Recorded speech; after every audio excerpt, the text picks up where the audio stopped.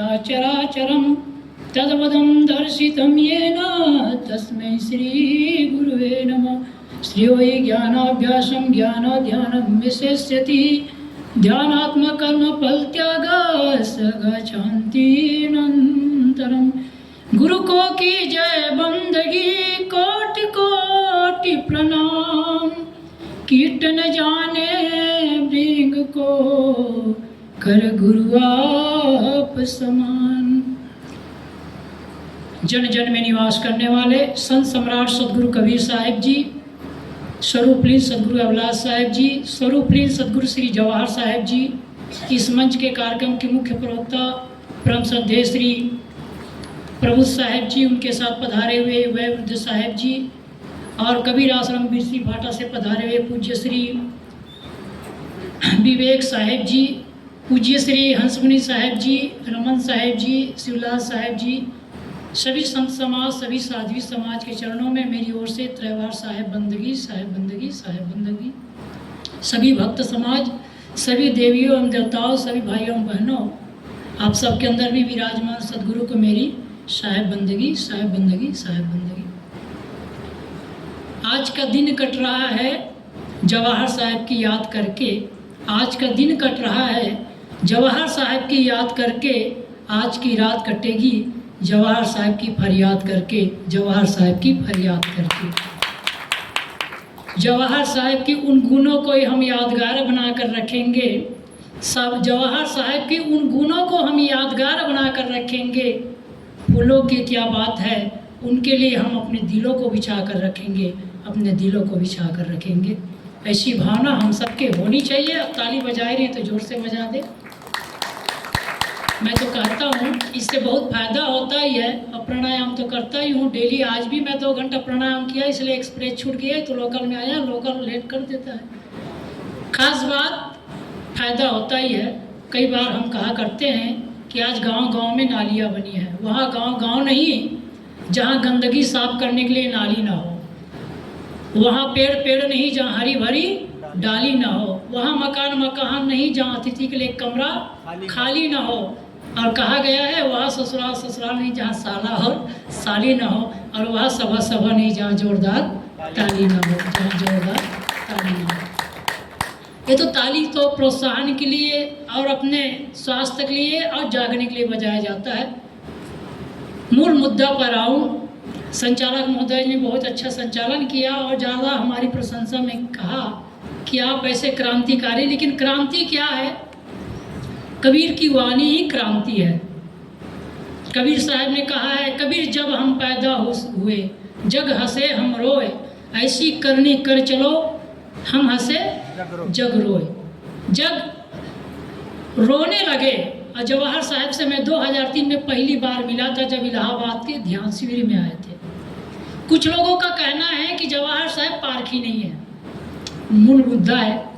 कुछ लोगों का कहना है कि जवाहर साहब पारखी नहीं है, लेकिन मैंने जवाहर साहब से पूछा था 2003 में ही, जब इलाहाबाद में आए थे ध्यान शिविर में, जब हम लोग ध्यान शिविर में बैठे थे, जब शिवलाल साहब भी थे, तो उस समय जब ध्यान शिविर में बैठे, ध्यान से जब उठे, जब मौन धारण का काम जब खत्म हुआ, तब हमने पूछा जवाहर साहब को, साहब जी आपका नाम हमने बहुत सुना है, आप इतने दूर से आए हैं, बहुत विनम्र होकर हम सब के पीछे में बैठे थे, जबकि उनको कहा गया था साहब सामने बैठिए, फिर भी वो जो है पीछे बैठे थे। वो सभी संतों को, पारखियों को सबसे सिर मोड़ रखते थे। क्यों सिर मोड़ रखते थे? इसका 2 कारण है। कबीर साहब ने कहा है, संत सभी बड़े अपने अपने ठौर, शब्द विवेकी पारखी ते माथे के मोर। जैसे किसी की शादी होती है तो आप सबने देखा होगा, शादी में महत्व किसका होता है?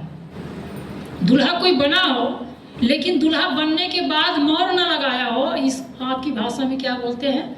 मोर ही बोलते होंगे ना, जो माथा में बांधते हैं। हाँ, तो वासी मोर, तो जो मोर आप बांधते हैं तभी पहचान होती है कि ये दूल्हा है। और उसी दूल्हे के बल पे कहते हैं कि किसकी बराती गए थे जी, तो कहते हैं अमुक आदमी की बराती हम गए थे। यदि माथे में मोहर ना हो तो हम कह नहीं सकते कि हम किसी की बराती गए थे। कबीर साहब ये कहना चाहते हैं, संत तो सभी बड़े हैं। तो जवाहर साहब से पहली मुलाकात मेरे 2003 में हुआ, तो उसको मैंने पूछा, साहब जी आप चौका आरती करते हैं? तो कहा हाँ मैं चौका आरती करता हूँ। तो साहब जी मेरा एक छोटा सा प्रश्न है, आप बताइए संत कौन बड़े हैं? तब उसने ये साखी कहा था, सब संत सभी बड़े अपनी अपनी ठौर, और शब्द विवेकी पारखी ते माथे के मोर। तब तो मैंने कहा साहब जी आप लोगों में पारखी हो तो वो छोटा माना जाता है।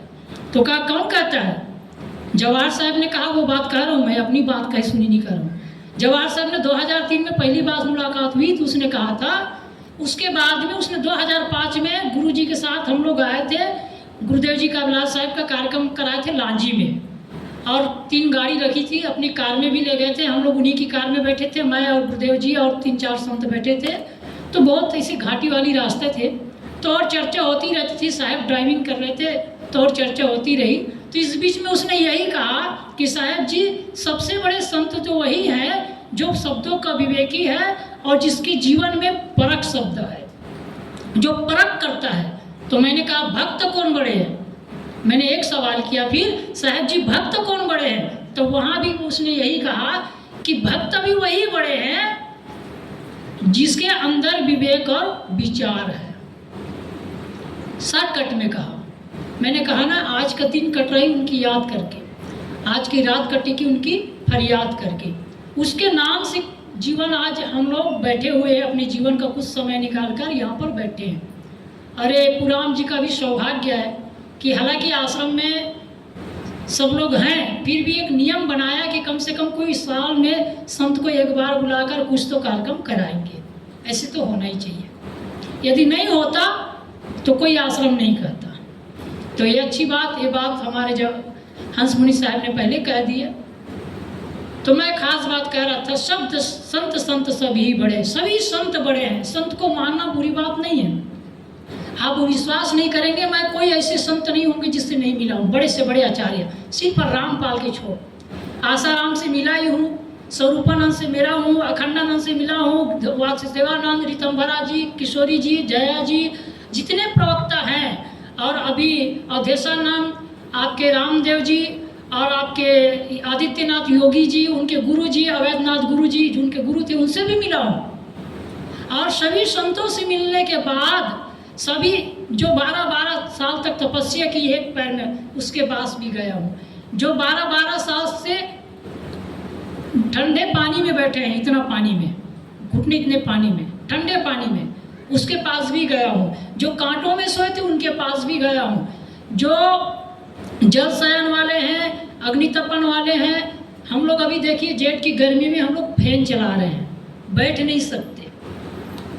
और अभी कंचन जो साध्वी है 18 साल की है, वो कड़ी धूप में चारों तरफ कंडे की राख लगाती है, कंडे की आग, और उसमें घी और डालता है ताकि आग बुझे ना, घी और डालता है चारों तरफ, ऊपर खुला। और जेठ की गर्मी में, यहाँ तो कभी गर्मी नहीं है, जेठ की गर्मी में वो वहाँ पर बीच में बैठी है, क्यों?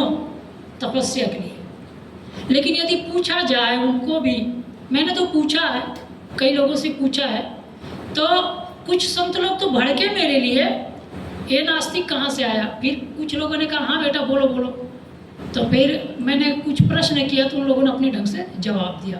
खास बात मैं कह रहा था, हम सब के जीवन में संत की आवश्यकता है, लेकिन संत को भी परखना और समझना जरूरी है। अब रही बात जवाहर साहब अंदर से पूरे विवेकी और पारखी थे, इसलिए चौका 2 प्रकार की होती है, मैंने देखा है। अभी रोसड़ा गद्दी का चौका हुआ, जहाँ मेरे को भी प्रवचन में बुलाए थे, मैं भी गया था आसाम में। तो मैंने देखा हमारे यहाँ छोटे छोटे केले के पत्ते लगाते हैं ना आप लोग चौका में, वो लोग पूरा खंभे ही गाड़ते हैं, 4 केले का पूरा खंभा ही गाड़ते हैं चारों तरफ, 4 खंभा, और 4 खंभा गाड़ेंगे, चारों तरफ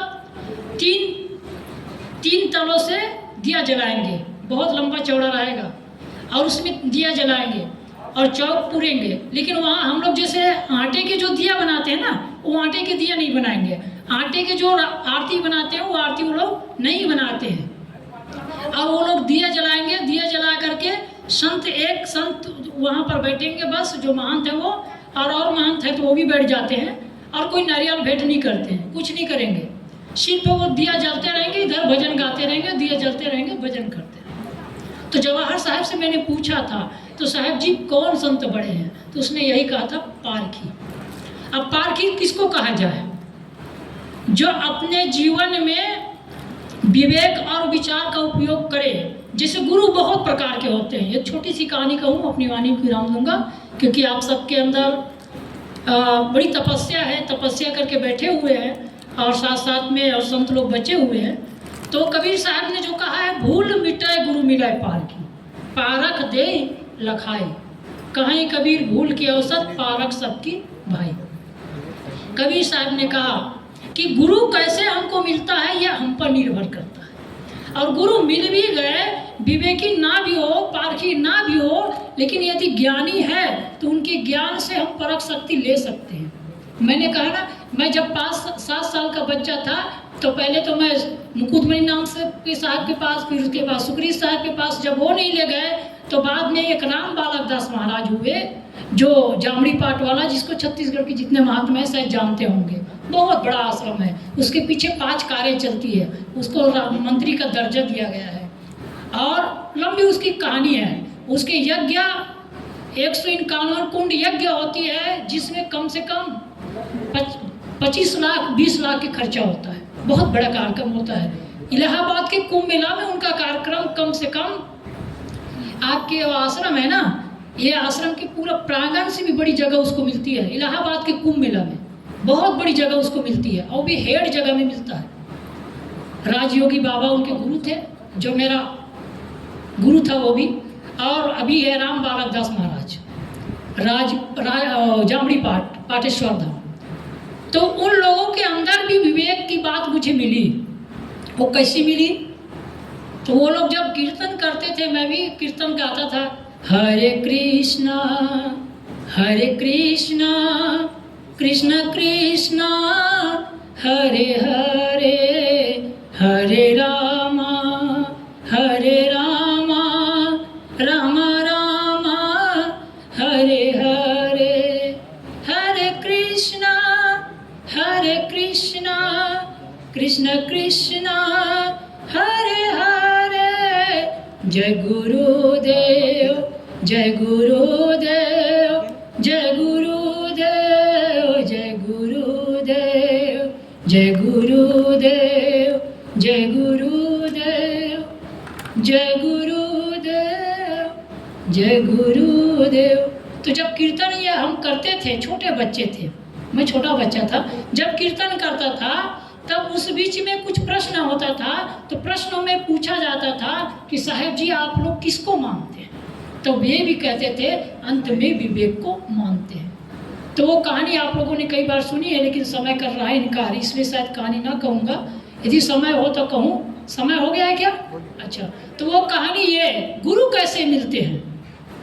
गुरु मेरे को कई प्रकार के मिले, गुरु की गलती नहीं है, लेकिन यदि शिष्य शक्कर हो, शक्कर जैसे कहते हैं ना, गुरु गुड़ रह जाते हैं, शिष्य शक्कर बन जाता है। शिष्य में यदि क्षमता है तो निश्चित है कितनों बुरे भी गुरु हों तो उससे सही चीज़ वो ले लेता है। मैंने देखा उनके कीर्तन में, तो मैंने एक विवेक की बात लिया, कहा बिन विवेक बिन सत्संग विवेक न हुई। पहली वहाँ मैंने सुना रामायण की चौपाई, बिन सत्संग विवेक न हुई। तो इस शब्द को मैंने कहा, महाराज आप लोग कहते हैं कि कीर्तन करना चाहिए, कीर्तन करते हैं अच्छी बात, लेकिन विवेक करना चाहिए कि नहीं करना चाहिए? तो महाराज जी ने कहा, मेरे गाल को थोड़ा ऐसे थप्पड़ मारते हुए फिर कहा, हाँ बेटा विवेक करना चाहिए। तो एक गुरु मिला और एक चेला मिला। चेला ने कहा, गुरुजी मुझे बीमारी है, मैं क्या करूं? वो कहानी आप लोगों ने कई बार सुनी है, मुझे बीमारी है मैं क्या करूं? तो चेला ने जब ये प्रश्न किया तो गुरु ने कहा, बेटा तुम बॉम्बे के डॉक्टर के पास जाओ, अच्छा से इलाज कराओ। गया बॉम्बे के डॉक्टर, आम आदमी तो होता नहीं है, आम आदमी से जल्दी तो बातचीत करता भी नहीं है, और जैसे तैसे लोगों से तो और ठीक से नहीं बात करते हैं। जब वो गया बॉम्बे में तो डॉक्टर से कहा, डॉक्टर साहब मेरे को एक बीमारी हो गई है। कहा कौन सी बीमारी? कहा मैं गया अपने ससुराल में, ससुराल में खातिरदारी होती है दामाद का, खूब खातिरदारी किया गया, खूब खिलाया, खूब पिलाया, खूब अच्छा अच्छा चीज़ दिया, तो इससे मैंने ज़्यादा खा लिया तो मेरा पेट हो गया खराब। अब मैं क्या करूं, पेट में कुछ रुक ही नहीं रहा है। तो कहा बेटा ये 2 प्रकार की दवाई दे रहा हूं, एक दूध के साथ एक पानी के साथ, लेकिन ये दवाई काम ना करे तो ये काम करना, आप जो है खिचड़ी खा लेना।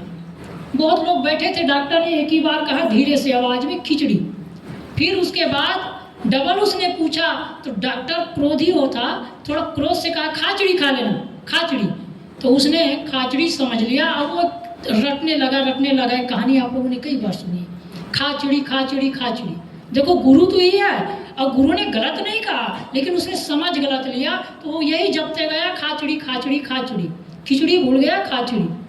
जब वो खेत में गया, खेत के रास्ते से ही जाते थे पहले जमाने था, तो जब खेत के पास गया तो एक किसान था, वो चिड़िया को भगा रहा था। उस बीच में जाकर के उसने कहा खाचड़ी खाचड़ी।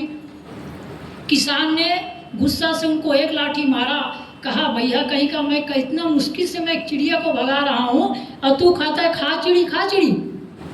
तो कहा क्या कहूँ? कहा हुर फूर, बस हुर फूर करते जाना, मतलब चिड़िया उड़ जाएगी।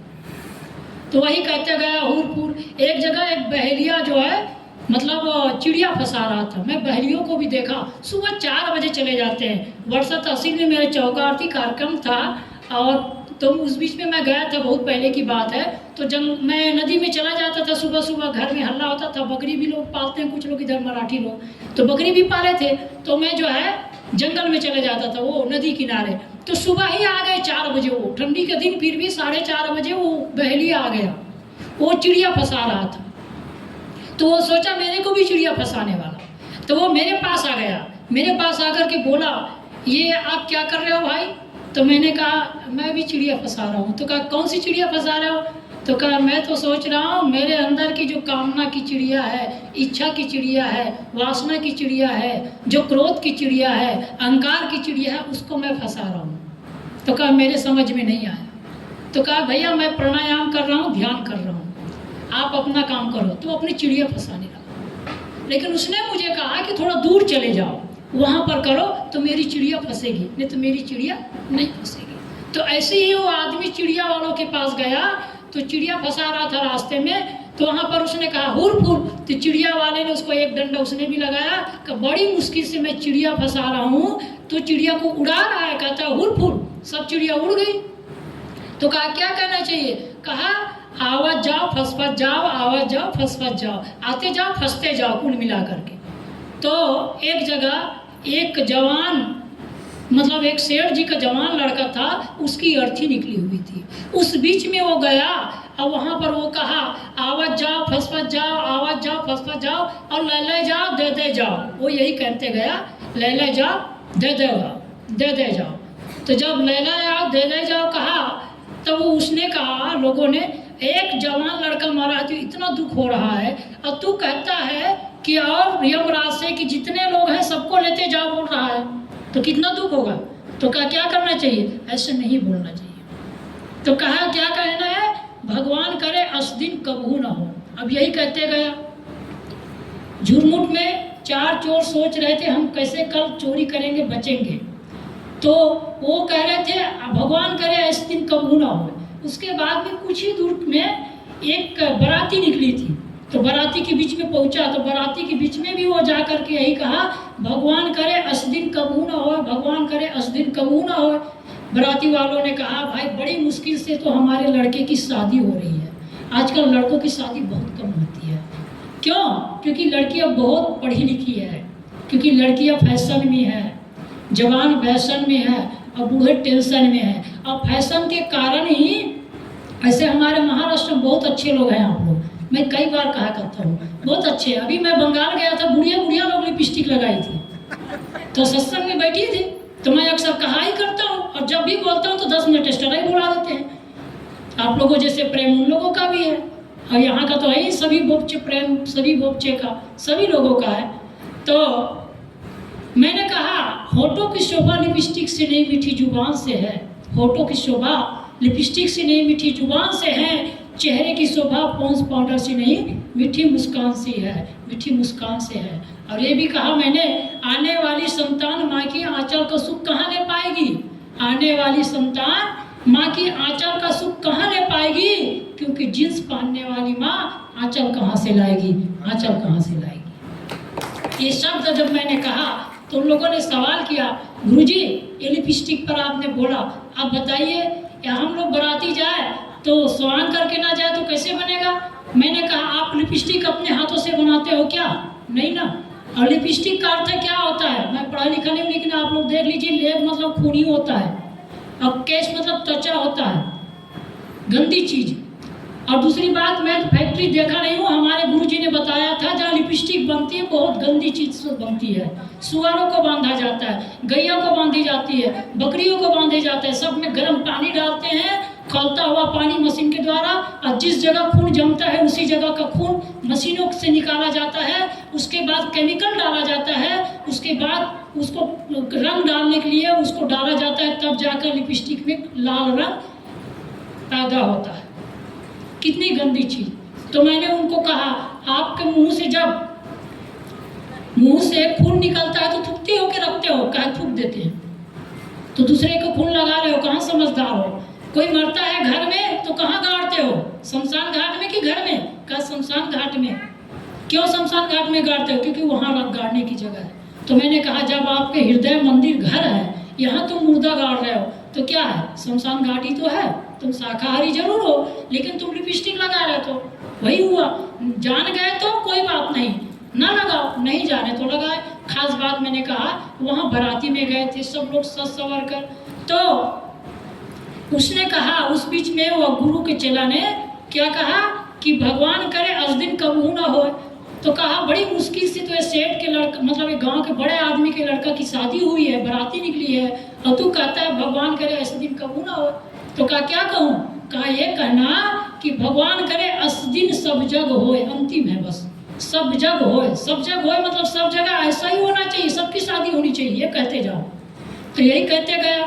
एक जगह आग लगी थी, लोग घास फूस के मकान होता था पहले जमाने में, आग लगी थी तो लोग आग बुझा रहे थे। उस बीच में जाकर उसने कहा भगवान करे अस दिन सब जग होए, भगवान करे अस दिन सब जग होए, भगवान करे अस दिन सब जग होए, ऐसा दिन सब जगह हो। तो लोगों ने फिर उसको आग में ढकेला, कहा मूर्ख कहीं की बड़ी मुश्किल से तो आग बुझा रहे हैं हम लोग घरों की आग को, और तू कहता है ऐसा दिन सब जगह हो। तो क्या कहूँ। तो कहा ये कहना कुछ नहीं है, कहीं आग लगी हो तो ये पहचानिए क्या है, जवानों में व्यसन, स्त्रियों में फैशन, तो बूढ़ों में टेंशन। तो व्यसन करने वाला यदि भी बीड़ी पी रहा है तो उसके मुंह में समझ लो आग लगी है। तो आग लगी, उसकी पहचान क्या होगी, तो कहाँ मुंह से धुआं निकलेगा। तो एक सुटेड वुटेड आदमी जो है वो घर में पहुंच ही चुका था वो आदमी। तो घर में पहुंचते पहुंचते ही वो पनामा पी रहा था। एक आदमी उसको देखा, उसने जो प्रोफेसर था वो पनामा पी रहा था। कई महंत लोग भी पनामा पीते हैं, उससे भी मैंने कई बार प्रश्न किया आप पनामा क्यों पीते हो। तो कहा आप लोग नहीं पीते हैं, कहे हम तो नहीं पीते हैं। तो मैंने कहा आप विक्सी भी हो क्या, ब्रांडी भी पीते होंगे। हुक्का से हरि मिले राम से मिले राम, और ब्रांडी से ब्रह्मा मिले देसी से हनुमान, लोग कहते ही हैं। तो कहते हैं नहीं, कभी कभी ले लेना पड़ता है। तो उनके विषय है। खास बात मैं कहूँ, अंतिम बात, कि एक जगह आग लगी थी तो आग बुझा रहे थे, तो वो कहा भगवान करे अस दिन सब जग हो। लोगों ने उसको आग में ढकेला। तो कहा क्या करना चाहिए, आग लगी हो तो पानी डालना चाहिए या एक मुट्ठी धूल डालना चाहिए, मतलब धूल डालना चाहिए। तो अंतिम में एक आदमी पनामा पी रहा था, उसके मुंह से धुआं निकला। तो उसने सोचा है मुंह खोला है, इसके मुंह में आग लग गई, इसमें धूल डालना चाहिए। उसने एक मुट्ठी धूल उठाया, उसके मुंह में डाला, उसने डंडा मारा, वहाँ से भगाया। तो घर में पहुंचा।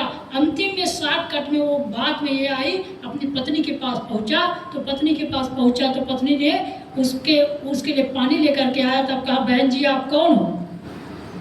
कहानी लंबी है और दूसरी तरह से भी कहते हैं संत लोग। शॉर्टकट में अपनी वाणी यहीं विराम देता हूँ। मैं यही कहना चाह रहा था, खास बात, हम लोगों को आग लगाने वाले में नहीं, विवेक जागृत करके आग बुझाने वाले में होना चाहिए। वो चिड़िया की कहानी कई बार सुनी, चिड़िया आग बुझा रही थी, आग बुझा नहीं सकती, लेकिन उसने बड़ा अच्छा सवाल का जवाब दिया। जब लोगों ने पूछा चिड़िया तू आग बुझा सकती है, चिड़िया ने यही कहा, मैं नहीं जानती कि मेरे से आग बुझेगी कि नहीं, लेकिन मैं इतना जरूर जानती हूँ, मेरा नाम उन लोगों में नहीं लिखा जाएगा जो आग लगाया, बल्कि उन लोगों में भी नहीं लिखा जाएगा जो आग लगे हुए आग को देखते रहा।